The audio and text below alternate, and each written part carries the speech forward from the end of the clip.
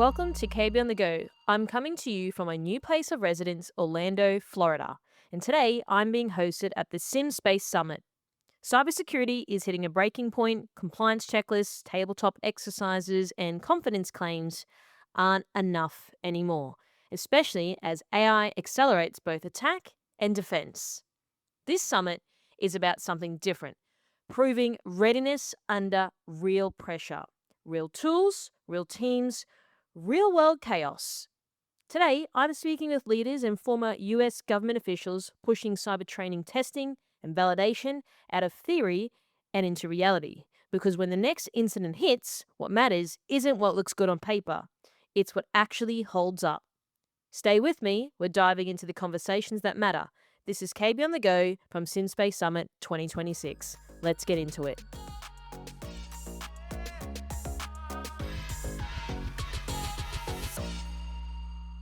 Joining me now in person is Peter Lee, CEO of SimSpace, and today we're discussing, are we cyber ready or are we just saying it? So Peter, thanks for joining and welcome. What a pleasure to be here, KB. Okay, so I really want to start with your view around readiness. So you say readiness isn't something you claim, it's something you prove. So what do you mean by this? Well, in cybersecurity, confidence without evidence is just hope. And so readiness really only matters if it holds up under significant adversarial pressure. You have to test and validate in a realistic replica of your production environment under real world scenarios. Otherwise, you're talking about certification versus true preparedness. One thing that's interesting to me, Peter, would be across a lot of my podcast interviews, everyone's talking about preparedness and resiliency and all these sort of things. What would you say, given your experience, preparedness looks like? Because I think that people have different versions and definitions of what that means. Yeah, that's a great question. I think preparedness is ultimately something that's earned and that's proven. I think that's really the single most important message. Preparedness isn't a series of courses or certifications or a self-judgment. It's got to be proven. That's really the high bar. One thing that I've noticed and observed, and maybe you agree with this, is companies are saying like, yeah, we're ready, we're ready. But then either they get breached, something happens, there's some outage. So what I'm curious is why people claim it. And I know it's not super binary where it's like, okay, yes, we are, no, we're not. I know there's a lot of gray and these things are kind of hard to prove. But are you seeing that happen a lot with people in the market? I really think that's a great question. I think it really depends, KB, on what level of the organization that you're engaging in. It's obviously very difficult for the lower levels of an organization to admit that they have vulnerabilities or they may not be as prepared as needed. I think when you get to the senior levels of the organization, certainly at the CISO level, no CISO believes that they're extremely well prepared, that their team is absolutely on their marks, that they have the right tools to succeed. I think anyone in the senior levels of the organization are very open to messages of transformation and really true preparedness. That's really, true resilience. So I think that really depends on where you're addressing the organization. So just staying with preparedness for a moment, it depends on who you ask. Some people are like, no, I don't believe in, getting out the IRP plan once a year. Some people are like, we got to do the drill, we got to do things in a different way. I mean, I've spoken to so many people on so many different opinions. So I'm keen to hear yours because again, the way things with AI and everything that's going on in the world, things are a lot more different to how it used to be. Things are changing so quickly. So perhaps what was a good solution last year for being prepared fundamentally changes this year and so on. So how do you stay always prepared then? Yeah, it's a great question. I'll answer it in two. Yeah, I think you got two parts. So first of all, from our perspective, I'll just share with the audience that our founders came out of U.S. Cyber Command and MIT Lincoln Laboratory, a federally funded research lab that was very focused on top secret capabilities for national defense. And so we come from a culture where the bar is mission rehearsal. You really prepare. The bar is, can you accomplish your mission or not? It's a binary bar. And I think that's really important to put that stake in the ground. I think the second part of your question about really, I'm going to call, change of pace or how things are really changing from an adaptability perspective. And I think we would say that training without testing leaves blind spots, that testing without training creates snapshots. It's like a doctor's visit doesn't mean you're healthy now.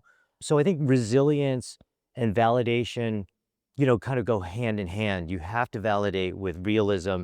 Otherwise, you have a sense of false confidence. And certainly today, in the age of AI, you are seeing an astonishing pace of really autonomous attack execution, reconnaissance, vulnerability assessment, penetration, full kill chain exploitation, and then it learns and improves.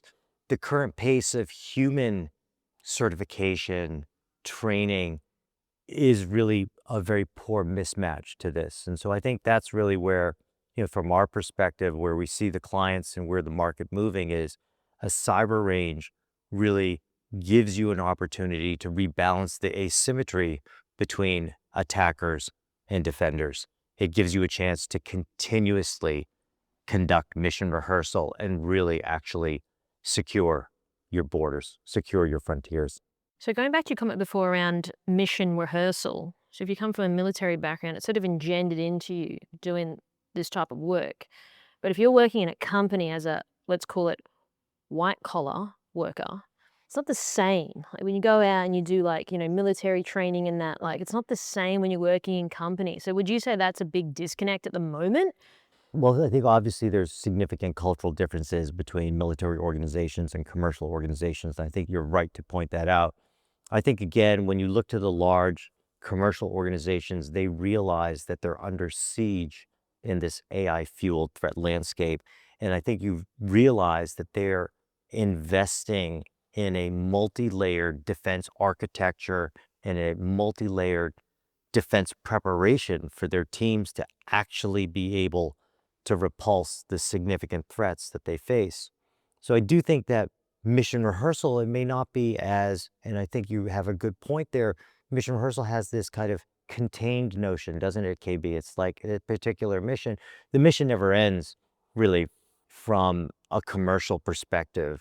It's a continuous threat landscape. And so it's less a series of discrete missions as much as a continuous culture and a cultural change, isn't it? Really, a cultural adaptation that they have to have. So then speaking of continuous threat landscape, do you think this is where companies at the moment are getting caught out because things are changing so quickly? So it's not like it's anyone's fault or they were lazy or they were complacent. It could purely just come down to things are changing day by day. It's really hard to keep up because people got to keep the lights on. Like just doing preparedness isn't all people do each day, right? Yeah, that's absolutely right. I think that there is, like any organization, there's a certain amount of prevention and there's a certain amount of cure. And really, you know, our argument is that the more you put in prevention, the better prepared you are, the less you're going to have to invest, in curing. I think that organizations are really caught in a bind, right? There's significant capabilities which have to be which have to be directed, towards detection engineering, threat hunting, resolution.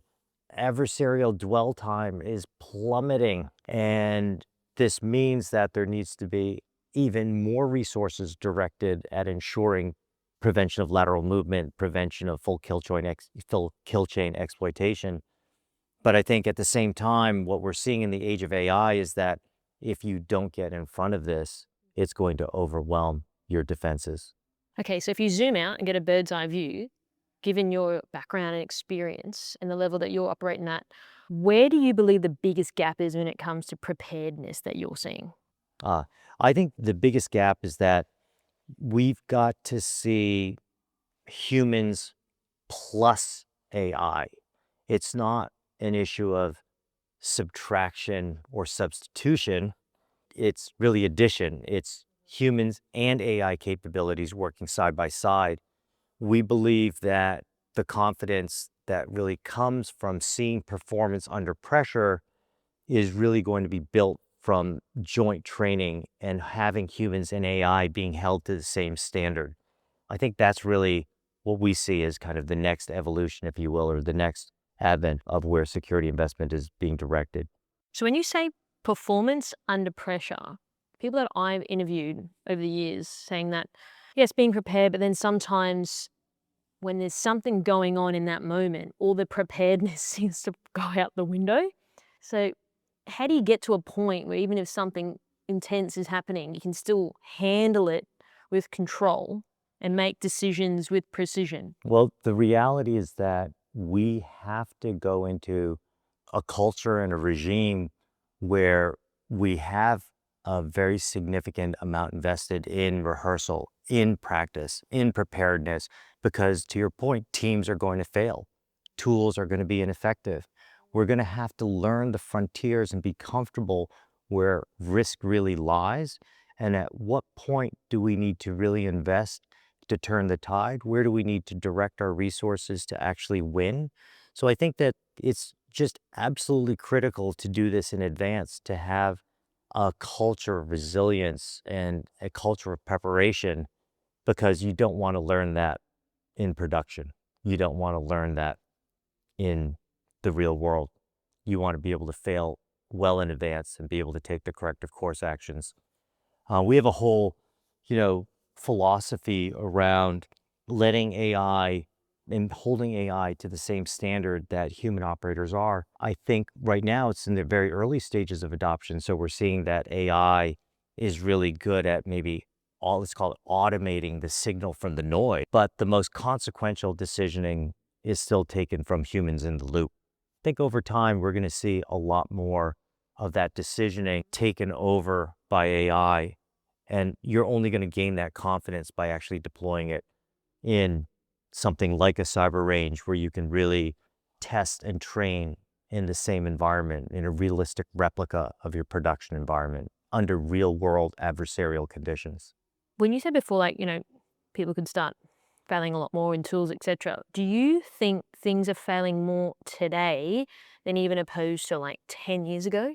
Well, I think that by definition, I think the threat landscape compared to 10 years ago has vastly changed. So, I guess I think the tools, the sophistication,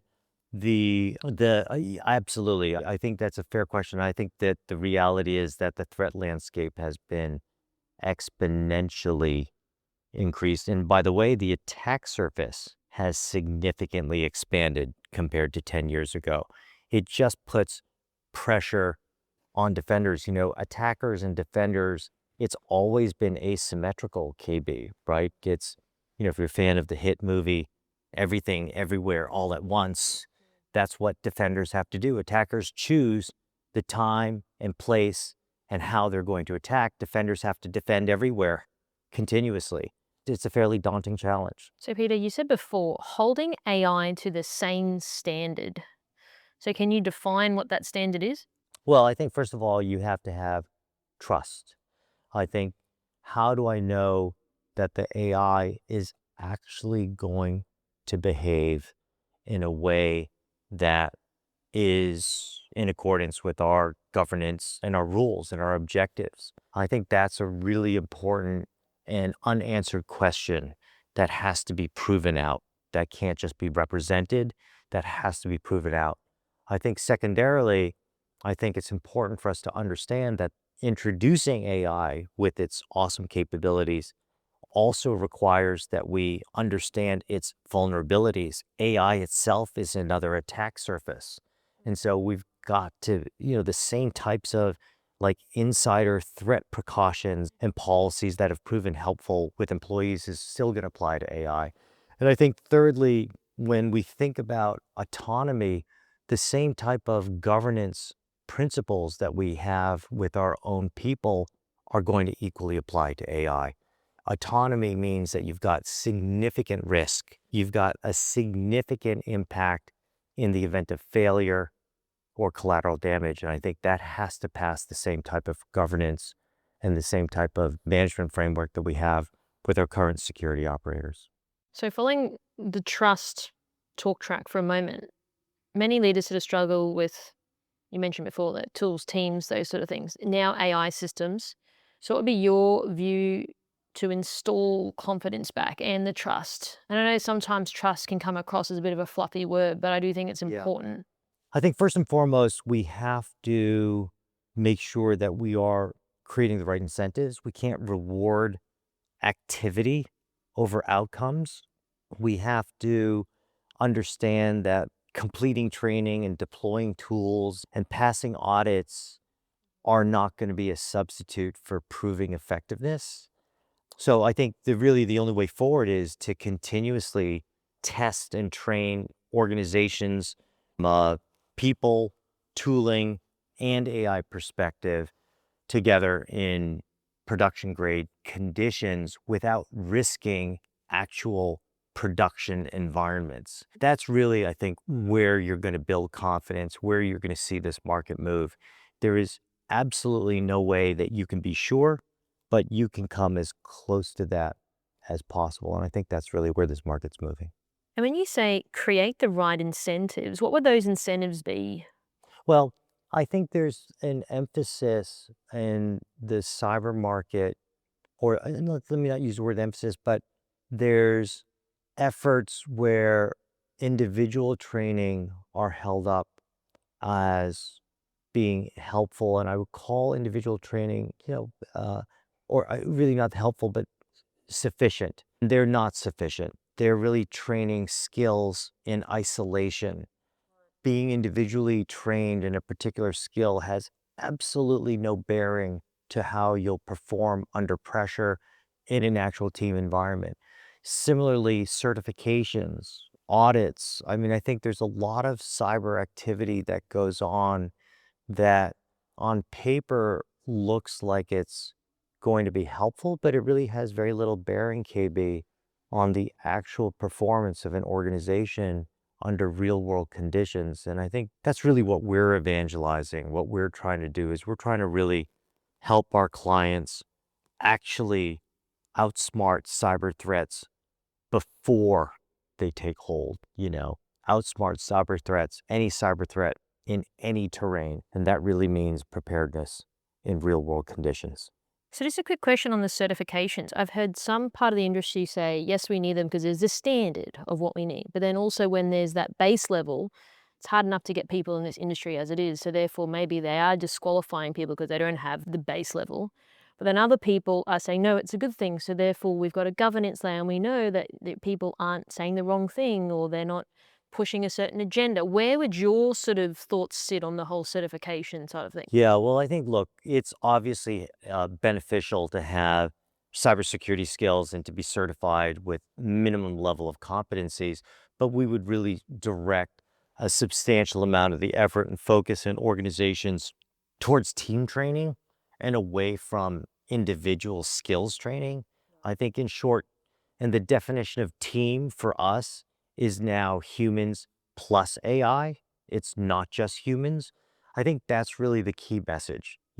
Certifications, skills in isolation, compliance level, checkbox, capabilities, they're helpful. It's a minimum bar of competency, but it's a far cry from what actually needs to happen to really secure an organization.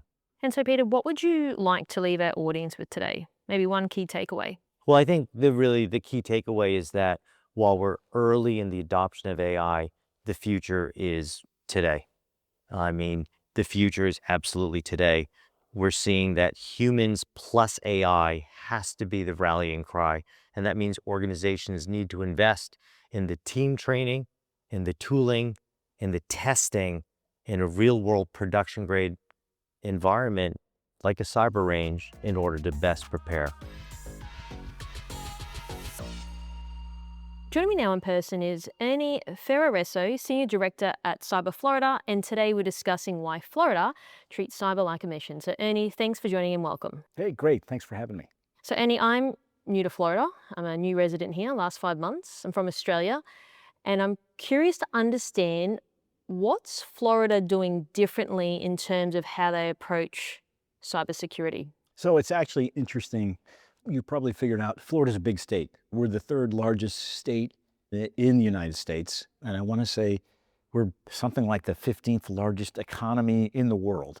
So it's a big place, and everything, and things range from, some of the largest cities and school districts in the nation to some of the smallest. So there's no, I'll call it one size fits all. So it's how do you deal with a decentralized, multi-capability type entity? And that's what I believe is unique, is what it is that we do at Cyber Florida, because we're a state-funded organization that's housed at a university.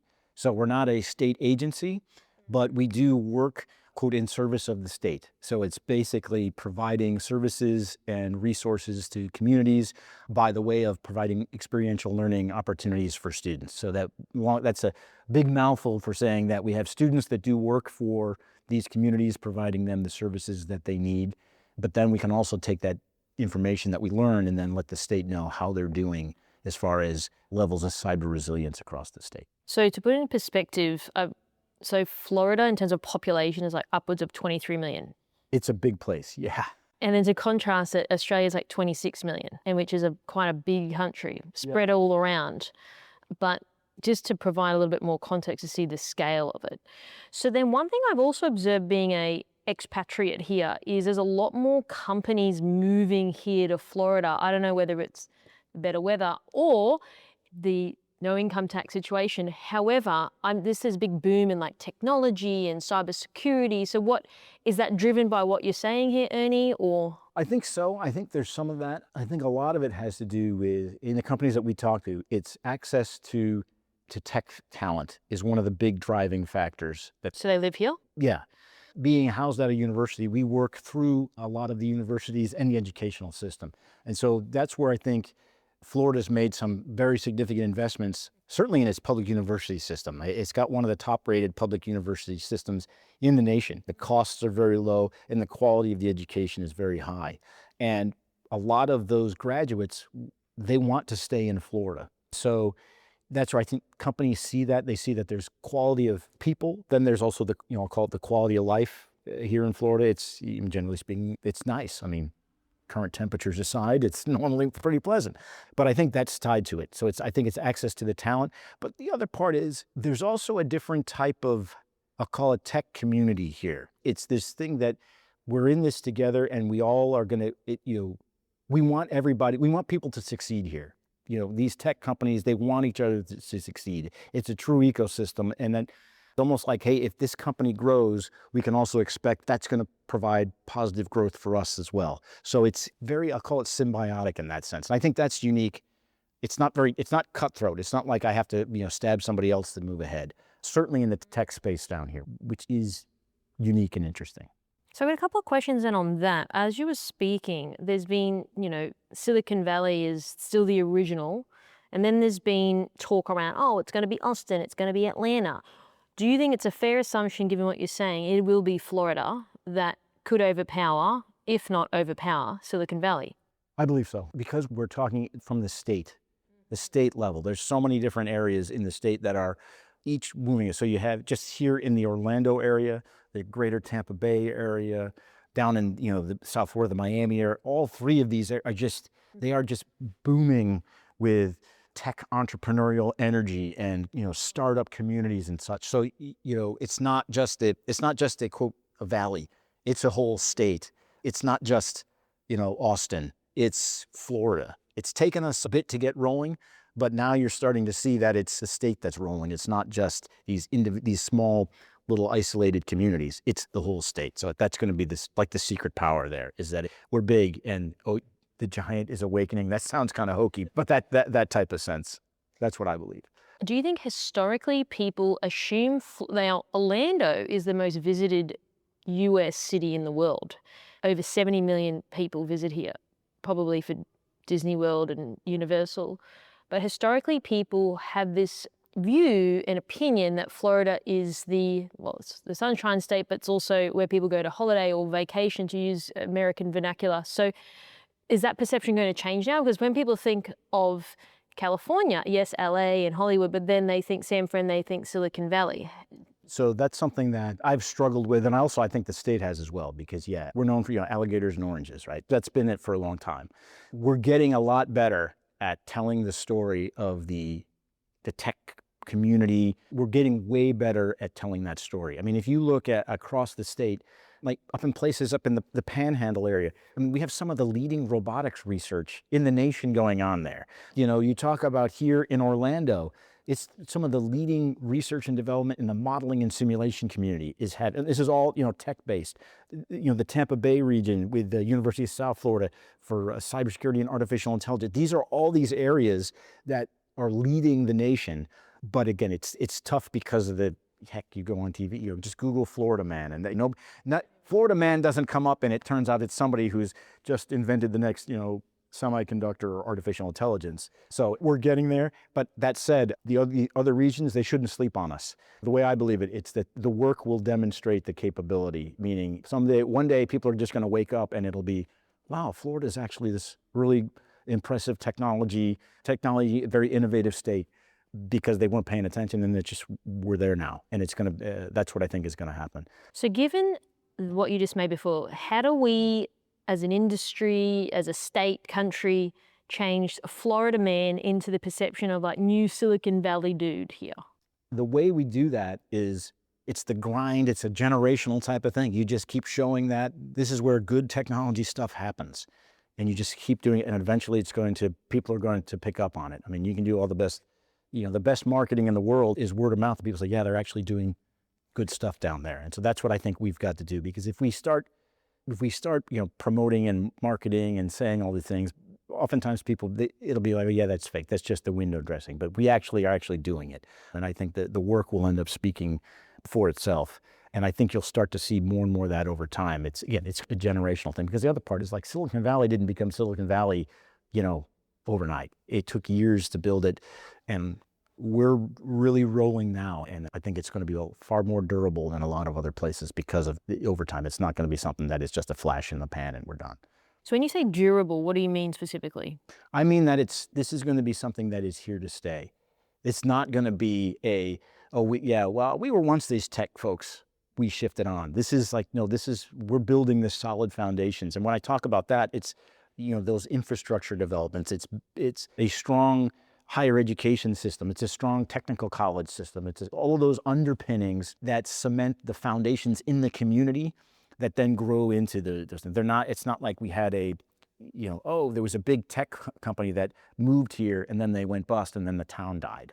It's like the steel industry, that type of thing. It's becoming self-sustaining and growing, that you're seeing companies not just moving here, but they're starting up and they're staying here. Like a ConnectWise, like a KnowBe4. These are companies that started in this area that are now, billion-dollar companies that started here. So it's not just moving in, it's growing our own. And that's when I talk about durability, is that you have this ability to grow and sustain, I'll call it unicorn company status.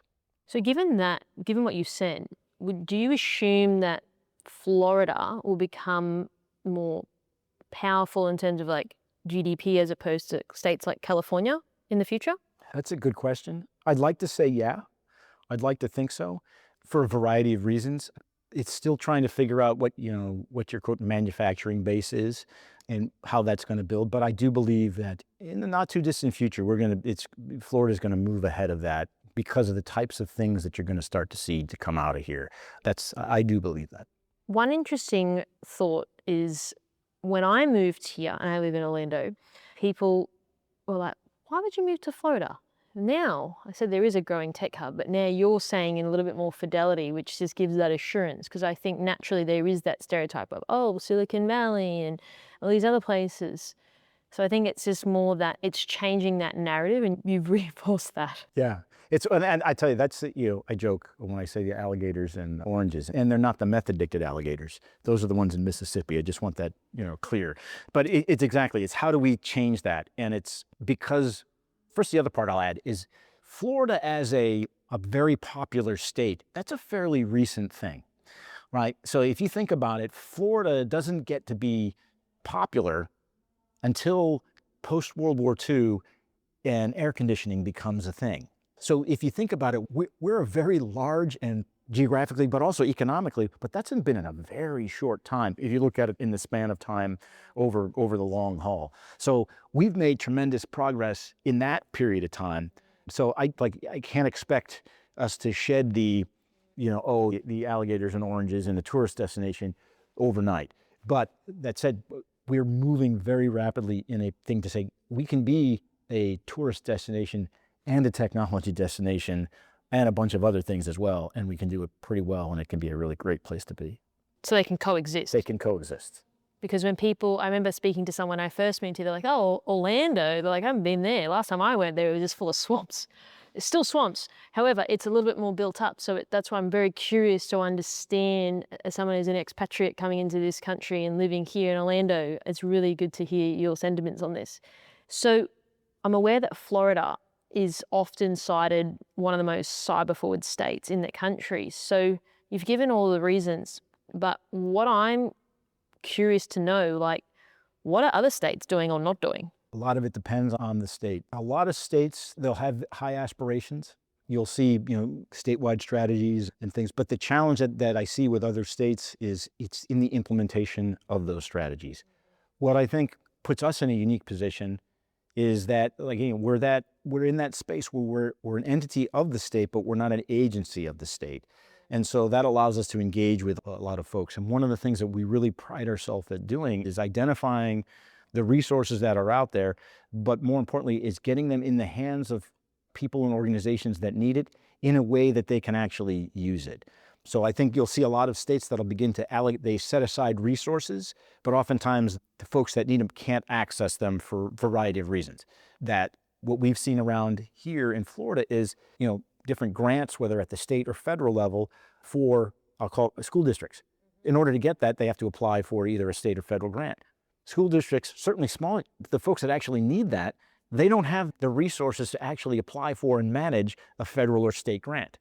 So again, that's where we would come in and say, okay, let me help you. How do you build out a grant program? What are the types of things that you can do? Or we'll even go to the state and say, hey, have us manage the grant program, and then we'll figure out how to get it to the people that they need. It's that last mile, right? That's always the problem, is how do you get what it is you need into the hands that need it? And other states are trying to get to that. It's often difficult because if you're a direct arm of the state government, oftentimes people they're not gonna let you in because, hi, I'm here from the government, I'm here to help. And most people are like, I don't believe that. But that's where we can do things a little differently because, yeah, I'm here from Cyber Florida at the university. Can we help you? And then, oh, that sounds like a good idea. So, Do you think a lot of it's also attributed to talent shortage, perhaps not living in less desirable states as well? Maybe it's colder, maybe it's desert, maybe it's hotter, maybe there's no beaches there. I mean, whatever the reason, strokes to different folks. But do you think that is attributed to some of the gap in where some of these states are performing in terms of cyber readiness?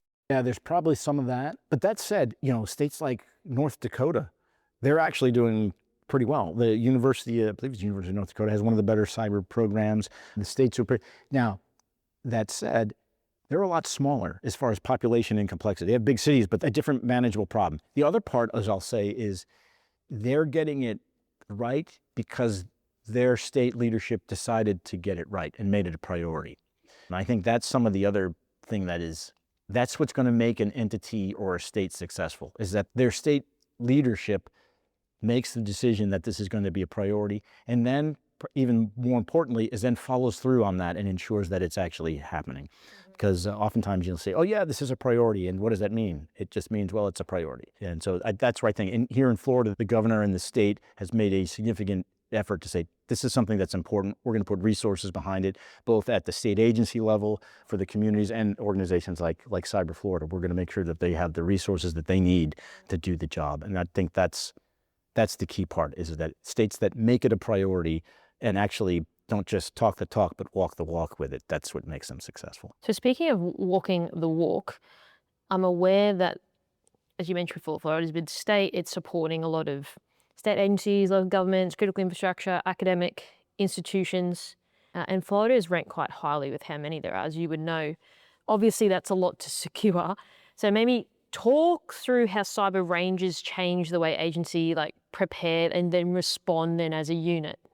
When we first started with our cyber range, and this goes to, and we were providing training and exercises to state and local government entities. We started it with just as like a training type activity where it was, okay, hey, you go in, your team goes in, can they do X, Y, and Z? Check, congratulations. And that in itself was a new thing for these places. So that in itself, so that's just doing that was of tremendous value to them. The next part that we've been moving to is now being able to let them know about different levels of how they're able to do things. Okay, so you can do this at this particular level, or you are able to do it to this certain degree, which is okay, but you can be better here and here. And so now you're talking about building this culture of improvement through exercise and training. That exercises and training opportunities are not a thing for nights and weekends, that they become more built into the organizational culture. Like, hey, this isn't extra, this is part of your job. And that's kind of where we are now. Where we're going is, and this is where, if somebody had asked me where this was going to be when we started with the range, it's also, now let's use this thing to test out different ideas, test out different tools, test out different things so that you can then better prepare for incidents as they happen. Hey, listen, we want to see what would happen if cyber attack variant X happened to our network, and then how would we deal with it? So that's moving from just the training side of it to a no kidding simulation that has a simulated response.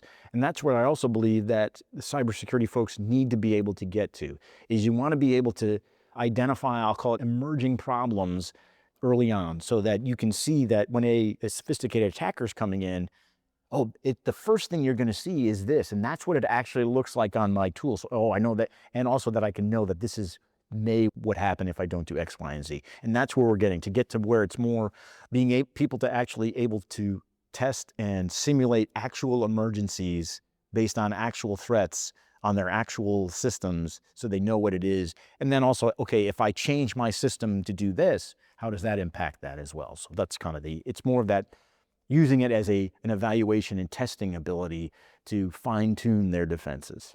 And would you envision, Ernie, as well, that if Florida is the North Star for how things should be done, will the other states follow? I hope they do. I hope they do, because I think that's the approach that we've been taking with a lot of the things that we do. Even though the services that we provide are free, it often surprises me how hard it is to get people to even engage with a free product. You've heard you can lead the horse to water, but you can't make them drink. So we spend a fair bit of time running the horses around, making sure they're very thirsty, and so that then when they get to the water, they want to drink. And that's the, engaging, starting small, building up, letting people know that, hey, this is actually worthwhile, that they actually participate in it. And so by taking that approach, I think we're out in front. And if it helps pave the way for others to skip a couple of steps to get to where we are, then I think that's actually a big win, because at the end of the day, it's not Florida in isolation. It's got to be, it's the United States and arguably, the rest of the world too, because it's not just a Florida problem, it's everybody's problem. And that leads me to my next point, because when you were talking, I'm thinking there's 50 states that make up this country, which is a lot, big place. So in terms of population as well. So I'm then curious, if one of the states isn't perhaps at the same level in terms of maturation as Florida, that overall impacts the whole United States and the capability moving forward. What are some of your thoughts to how to bring that together and operate more as one union? But then obviously I understand that there's going to be strengths and weaknesses across Florida and other states, etc. But ultimately, the US is still one huge country. So how does that sort of look in your eyes? So it's an interesting challenge, that's for sure. When we talk about what are the things to go forward, it's the first thing that needs to be really continued is this information sharing regarding breaches, reporting, and such. And that the MSISAC, it still is a very powerful organization in that sense, because we need to be able for entities to share information about what has happened, what are the vulnerable, and push that information out. I think as we see with changes in the federal government, the responsibility of securing infrastructure in systems and services is being pushed down more to the states, and then so it's even down to the agency or city and county level. So that's, I think, what we're seeing. That said, so there's the responsibility of providing the security, but the way that it's got to work is that we're all sharing information so that when something happens here in Florida, that the folks in Oregon can know about it very soon, because odds are they're going to see something similar coming to them. And so how do they then, tune and update, dial in their defenses as well? The more we decentralize the actual operations, the more we're going to have to rely on information sharing between the entities to pull that off. I do believe that as AI and automation takes on more, you're going to see a shift in the different types of talent. So not that the talent gap is going to get smaller. The types that you're going to need are going to change, but that day-to-day type things are going to become easier to manage. So I think that'll lift some of the burden off some of the, I'll call them resource constrained entities, because they won't have to hire a team of, 10 folks. It'll be one of the right person, which may or may not be but a challenge, but it's not 10 folks. It's less than that. So with CI-ISAC International, for example, sharing intelligence and knowledge, from an Australian perspective, people have tried to do this, but then they don't want to do it.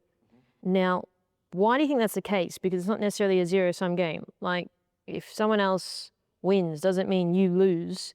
Maybe it's different here, but it's definitely happening in Australia, where there's a lot of pushback with the overall mission is, if I share something with you, Ernie, maybe that helps better you. Why do you still think there's a bit of contention going on with the knowledge sharing? I think it has to do with, I'll call it legacy mindset for a lot of things. And it's just the shifting nature of cyber threat and the cyber landscape. The reluctance to share information is a lot tied to, I'll call it compliance and regulatory risk that they're worried about. People are worried about, even today, when most entities have a cyber incident, the first call is to their lawyer. And the law enforcement folks have a terrible time with it, because in that sense of, it's a significant cyber crime, but the organizational attorney said, don't let law enforcement in here, because we got to make sure that, protecting the entity from litigation is their principal job, not so much getting the information out to the larger community. So I think that's what's going to have to shift, is that who you share information to has to be an entity that is not going to get you into trouble for sharing that information, if that makes sense. Because I think you look at it, how the current regulatory environment is in the United States, you're required to report certain things. If you don't report certain things, you get in trouble. If you report certain things to certain folks, that's going to get you into trouble. But they all end up going to different places. So it's very confusing. And an example would be, so CISA is not a regulatory agency. When you report something to them, you're reporting it so that they can get the firefighters to do what they need to do. They're doing it so that doesn't spread to others. So arguably, that's the important one for the reporting. But if you look at how the regulatory environment is framed, that should be the first one that you send it to, but they're the last, because they're not the ones that if you don't do it, you don't get in trouble. So now the incentives are wrong to how to share information. So that's what I think is the challenge. It's that the incentives are on the regulatory side, not on the information sharing side for the sake of improving it. Because if you look at what is actually needed from a threat intelligence standpoint, they don't need to know how many customers are affected. Heck, they don't even need to know the name of the company. They just need to know that, okay, it's this, we saw this TTP, it was on this technology, and it came in through this vulnerability. Maybe it's important that they say what sector I'm in, and I was in the healthcare sector, because then it could help tailor the alerting. But at the end of the day, if it's Jacksonville Health System, it's like, oh, I don't care. It's not important to me. But the current reporting regime says you got to do all that. And that all of a sudden pins a liability on Jacksonville Health System of something, all those types of things. So they're not incentivized to share. So how does the country correct that then? Because no one wants to bite from the hand they feed from effectively. That's right. So the challenge that is, and you've probably heard about it, there was a term, they've changed it. It used to be regulatory harmonization. Now it's regulatory optimization.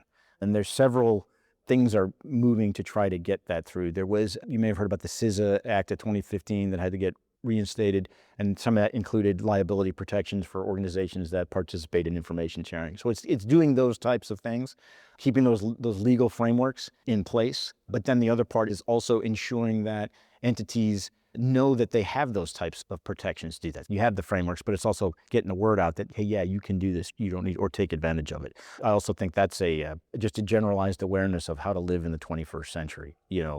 a lot of places, a lot of companies don't, I mean, if you were to ask their CEO or their president or their founder, okay, so tell me what's your critical function? And they would say, oh, and okay, and where is that information? How is that system, cyber enabled? And then where is it? Most of them wouldn't know. They'd say, oh, I use Microsoft. Okay, great. But that doesn't answer the question, because at the end of the day, if your point of sale goes down and you're an online store, you stop being an online store. But they just say, it's understanding that has real consequences for your organization. And that's all it's based on a cyber enabled system. And that's just a changing mindset of folks to get there. Most people will tell you, oh yeah, if I'm a trucking company, it's the trucks. Well, actually, your truck now is your point of sale system. It's your scheduling system. I mean, ask any hospital that's had their patient management system taken offline. You stop being a hospital then.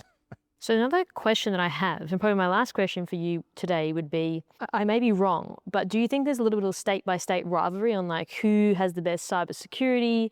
And does that really not matter? Because, for example, I mean, when you go to the Olympics, you're the USA. You're not, hi, I'm Ernie from Nevada or Ernie from Florida. Like, no one cares. You're just the United States of America. So how do you get to that point where it's like, yeah, okay, I get it. There's competition. I mean, it's a big place, a lot of people. How do you move it to that point where you present as the USA? I think the challenge that you've got with it is, first off, I'm not sure that you'll ever get there from a cybersecurity standpoint. I don't think you're ever going to have a consortium that is made up of all 50 states that speak as one voice. I don't think you'll ever get that.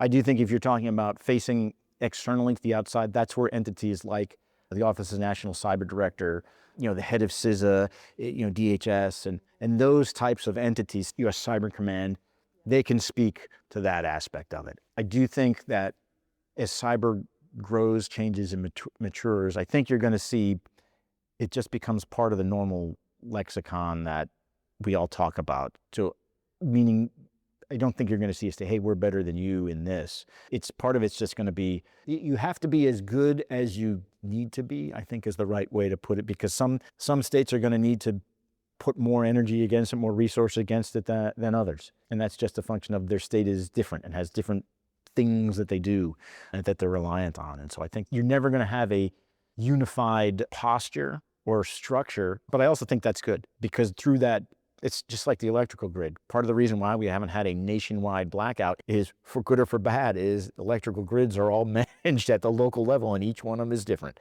And so it's not like there's okay, if we leverage this attack, it's going to take down everything, because everything is different. So there's strength in the diversity. It can be a feature and a bug. It can exist in a quantum state of yes and no at the same time. And so what would you like to leave our audience with today, Ernie? Two things. First is I'm very excited about where we are in the state of, I'll call it cyber.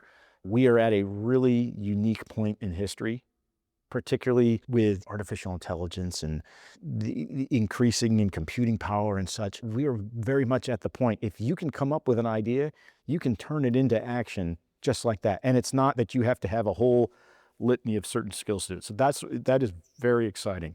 And I think that the more we embrace it, the more we get used to, I'll call it living in the 21st century, I think we're going to be very, very well off. I'm not concerned that we're near the end times of humanity by any stretch of the imagination. And I would also tell you that if you're ever worried about the future of the world, all you got to do is go see a high school cyber competition, go talk to some kids in the summer camp, go see university students in their security operations center, and you will walk out of there saying, yeah, we got no problem. The younger generation is so much smarter, so much more engaged, so much more willing to try and do new things than middle-aged folks like myself. And we have such an opportunity to show them the way. So I'm pretty excited about that. And I'm very excited that I get a chance to be a part of that, here in Cyberfloor. And there you have it. This is KB on the Go. Stay tuned for more.